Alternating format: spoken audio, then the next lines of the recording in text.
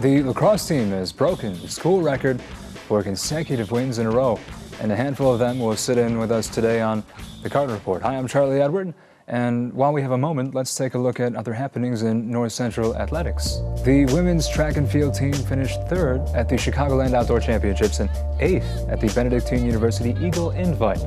Lena Baker won the hammer throw with a distance of 180 feet 2 inches, and Megan Costanzo takes 2nd in the 5K yet again. A personal best time, 17 minutes, 46.06 seconds.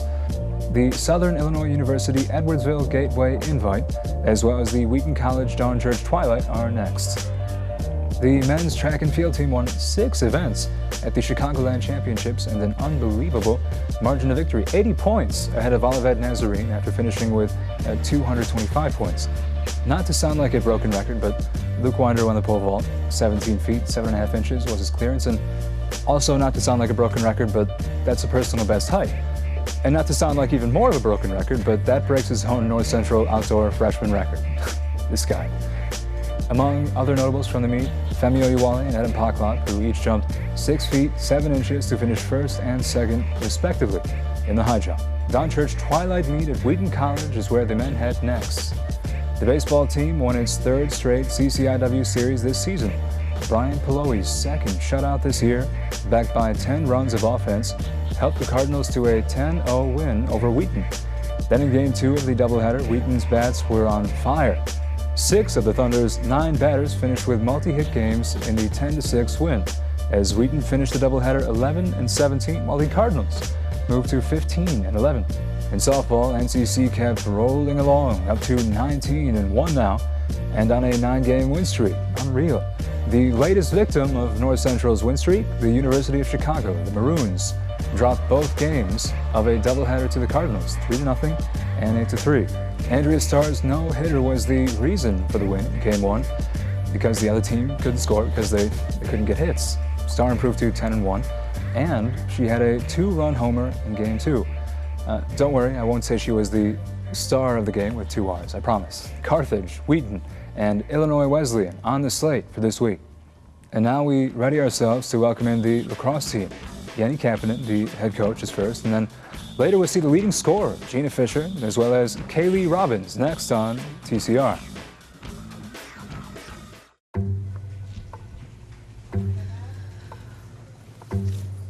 Please have a seat. I'll be honest. Your resume is not what I'm used to. I know. Okay, so what would you bring to my company? What do you need? I need a hard worker. Good. I've got 2 part-time jobs and to help my parents pay the bills. I need problem-solving skills. I got through high school without a car, a phone, or a computer. No college degree, though. Not yet, but life's taught me a lot, and I'm ready for more. Well, you're not the typical kind of candidate that I hire. But you are exactly what I'm looking for.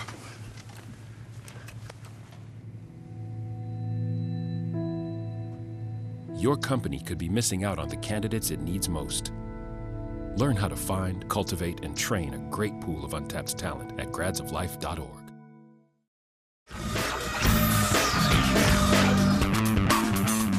We're back here at our studio in Naperville, and with us now is Jenni Kapanen, the head coach of the lacrosse team at North Central College. Jenni, nice to see you.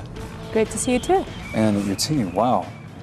You had 12 wins in 2013, but this year, 8 wins in a row. How does this team compare? Every year is different. I mean, we've had great teams in the past, but like I said, this year is another good one for us. The lacrosse program started in 2009. Augsburg in 2014, a team you recently played. You know, lacrosse seems to be a sport in general where you look at the other sports going on right now. Football is getting a ton of scrutiny over concussions and head injuries. Hockey's kind of in the same boat too. Lacrosse is a game that really combines all these things kind of into one sport. And it's so much fun to watch. And I think a lot of people seem to be catching on to that. Do you see lacrosse as a growing sport, especially now with North Central and the CCIW? Yes, it's definitely been growing so fast over the past few years, and it continues to grow, especially at the youth level and then the collegiate level.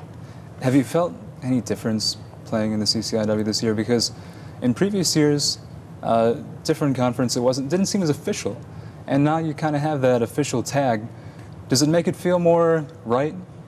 Yeah, that's an interesting question. I think I actually get asked that question quite a bit. And I think what's nice is that since the other teams at the college are affiliated with the CCIW has a great reputation, not just in the region, but really in the nation. I definitely think that it's nice to be a part of it. Well, let's take a closer look at how the Cardinals fared out in the recent win over Augsburg now. Benedetti Worley Stadium, the site of the lacrosse game between North Central and Augsburg. The Augies making a road trip through Naperville that pits them against NCC as well as Benedictine. Delaney Everett with the disgusting stutter step and swift backhand finish that opens the scoring.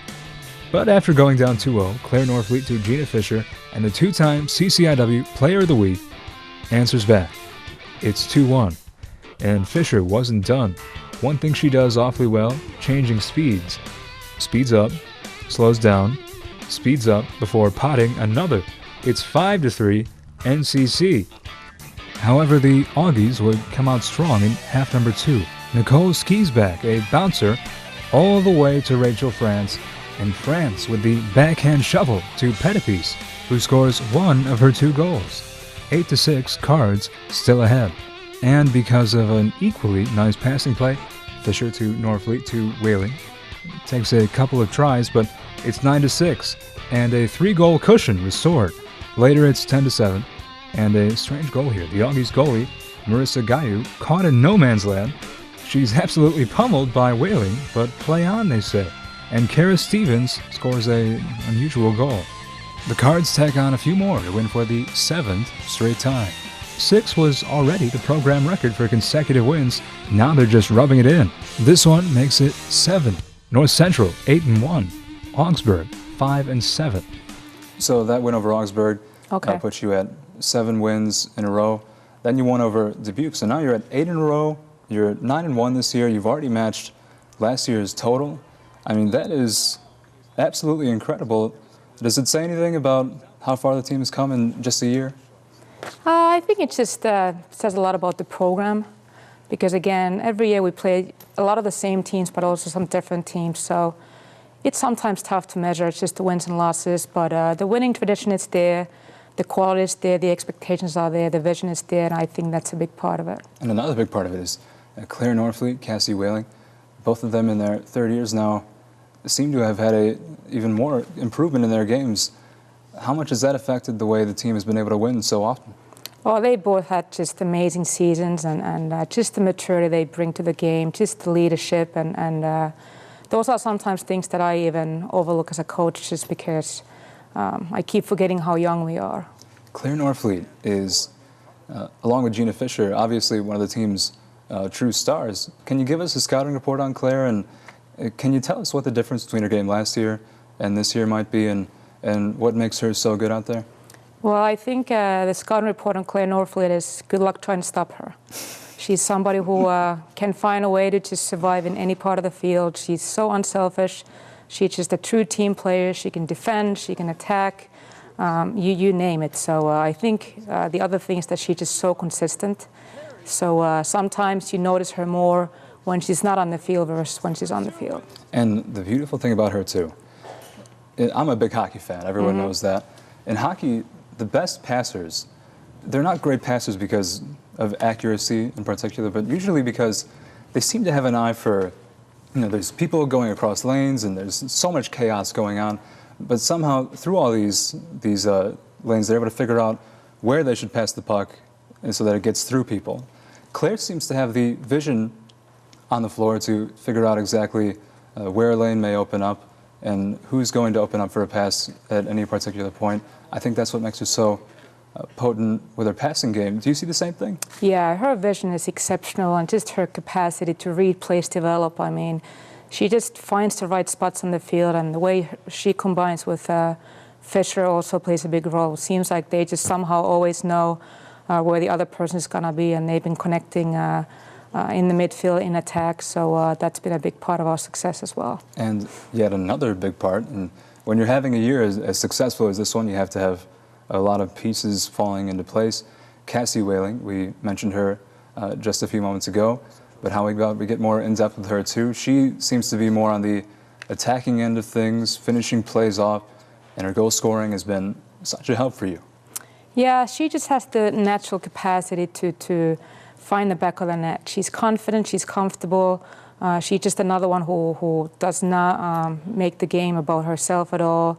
She's very unselfish, so we sometimes try to get her to be a little more selfish, but she's a very solid finisher, and she's also been really relaxed in practices lately, so I think that just kind of helped her and helped us perform even better in games. It's very interesting you say that, because in a lot of sports, if someone is a pass-first player, some might be apt to say they're more selfish because they should be shooting more instead of looking to pass. But a lot of times people don't get the concept that, you know, shooting is not always the selfish thing to do. And in the recent game against Dubuque, which you won by a wide margin, I don't think there was any trouble getting shots off there, scoring 19 goals. Yeah, we were creating lots of opportunities and lots of goals, and we have a lot of people contribute, so sometimes it's a matter of putting yourself in the position to score first or get a shot off first, and then you'll kind of keep fine-tuning as the game goes on, and happen to be pretty successful. Give us a little recap of what happened that day. How did things go overall? It seemed everyone was really clicking, and as usual, led by Gina Fisher and Claire Northfield had 7 goals in that game. Yeah, I think we just consistently improved as the game went on. Came out of the gates a little flat. Not sure what that was all about, but sometimes it just takes a little while to get into the swing of things. But our goal again was to play 60 minutes and keep getting better. And got a nice stretch going in the first half when we held them scoreless for about 20 minutes, and then ended up just kind of putting goals away when necessary, and played a really solid 60 minutes. And you know, every time I've seen your team this season, in games where you do happen to go down, I was at the Augsburg game, went down 3-1 in that one, and eventually you found your way right back into it. So lots to look forward to. And I want to keep recapping the season in a moment, because we do have more next with Jenni Kapanen on the Cardinal Report.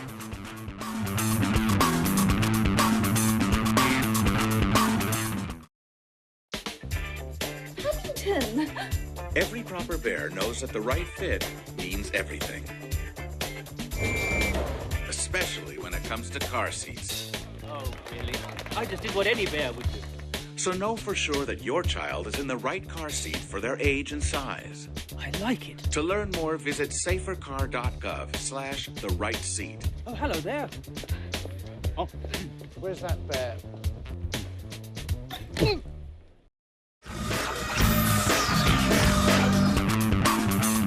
All right, we are back with Jenni Kapanen. Jenni, you had a game to start the season where you won 14-13 in overtime at Aurora University. After a game like that, and so close and so competitive, do you ever think at that point, you know, had it ever crossed your mind that the team could end up being 9-1 at this point of the season later on? No, I wasn't questioning that at all. At that point of the season, you're just so focused on taking one day at a time, and that's how we approach the season as it is. You have your goals. We all know where we want to be. There's no question about that, but you're not concerned about the end of the season that given day. You're just concerned about putting that team away that day. But I'm fascinated with what those goals could have been at that point, because shortly after a 22-4 win over Carroll, you had 19-5 over Cornell, and then 19-1 over Wartburg. That was quite a run. I mean, did you know then that you had it in you, that you could put together a season like this one? Yeah, I mean, I think we knew that before the season, that it was going to be a new challenge. But like I said, our goal is to always be on top of the conference. So we don't even really think about anything other than that. Recently, the win streak was in a little bit of jeopardy against Beloit. You had the game where you were down towards the end, but the 3-time CCIW Player of the Week, Gina Fisher, came through again. She tied the game late, and then she won the game even later. What has her importance been to the team? She's played a huge role. She's just such a smart player, and she's just another one who is a fierce competitor. She competes in practices, she competes in games, but she's also found a new level of maturity in terms of just knowing that we have the whole game. She doesn't have to do it all. She works hard not just for herself, but for her teammates, for the whole team. Well, let's hear what the players have to say. The lacrosse team's remarks on Gina Fisher's importance on this week's What's the Word? She's the piece of our team that you can't really get on every team, and I think that's what makes us so successful sometimes is she's the type of player that you can depend on whether it's a good day, bad day, or, you know, whatever day, and she's the type of person that through rain, snow, sleet, injuries, she's always going to be there for the team, and I think that's something that every team should have, and we're lucky to have a person like Gina Fisher stay with our team and be such a huge part of our team. She's a great player. She's a great team player. She knows when to pass. She knows when to shoot. She does a great job of slowing it up and taking control of the offense. And so I think she did a great job tonight of really kind of controlling our offense and taking advantage of those open shots, but also knowing when to feed the ball to the open player. So Gina has 40 goals this year. She had 61 last year, 37 the year before that. The best players in any sport, and it doesn't matter what sport it is, you see them keep putting up the same numbers every year. A lot of sports, people can't find that consistency every year, but she is doing that. Does that speak to how good she really is? Yeah, it is remarkable, and it's so funny they even said that because, again, she knows it, I know it, we know it. We don't ever want to take it for granted because I know how much hard work and talent it takes to make that happen, but she just finds a way. Finding a way is exactly the way I would put it too, because you look at her play, and she's pretty fast, but it's not her best trait. She's not the fastest player. It doesn't get it done with pure speed. She seems to have a feel for knowing when to speed up, slow down, speed up. She realizes that it's not all about running to the net as fast as you can, but maybe trying to throw defenders off with the way you're moving out there. Her line of attack is completely unpredictable. Do you see the same thing in her too? Yeah, she's very good at changing the tempo, helping us change the tempo as a team. And just like with Claire earlier, we talked about just having the capacity to read plays develop, and she's got great field vision, and she just knows when the timing is right. That idea of changing speed is something I don't think every player has it. It's a hard concept to grasp because you know a lot of times you're out there and you think, if I just run as fast as I can, I'll beat out everybody. Most people don't think about how they can fake people out using their speed. Is changing running speeds, is that concept something you try to instill into your players in practice? Because Gina obviously has a really good grasp on it. Yeah, we talk about it daily because a lot of times in lacrosse, it's not about the constant running. I mean, that's when you want to go run cross country. So it's just the idea of stop and go and faking the other player off, especially the defender. Looking at those heels go down, looking at the hips turn. It's just those little cues that you got to be reading as an attacker, and a lot of times you're better off when you do stop and then you explode. What are some of the other principles you've been trying to teach your players this season? Because last year 9-6, this year 9-1, and things going so smoothly for you, you have to be doing something right too. And it's just something I'm curious about. Exactly what is it that you have been trying to teach your players this year, and what are you about as a coach in general? I don't know. Maybe that's a question that you should ask the players. But we really, again, want to be as consistent as we can. We want to be as positive as we can. It's all about relationship building. It's about recognizing that we're different people. Every game's different. Every day is different. They're all people at the end of the day, and sometimes it's just a matter of knowing how to approach a player in a given situation. And I don't really think there's a magic formula. It's just you try to do your best every day. Of your 4 matchups remaining, the school record right now, 12 wins in a season. You're not far off, but you only have 4 games left to try and exceed it. Of the 4 games you have left, if you had to pick one team that you think poses the biggest threat to keeping you from reaching the school record, who do you think it would be?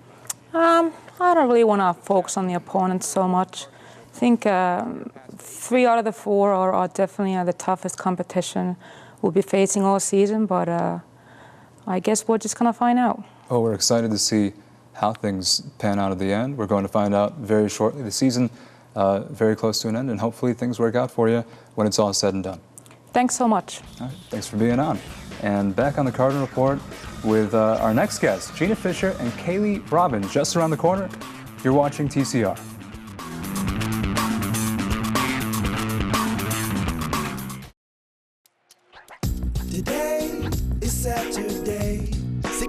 physical activity a day and eating well can help get your child healthy. Get ideas. Get involved. Get going at letsmove.gov. That's letsmove.gov.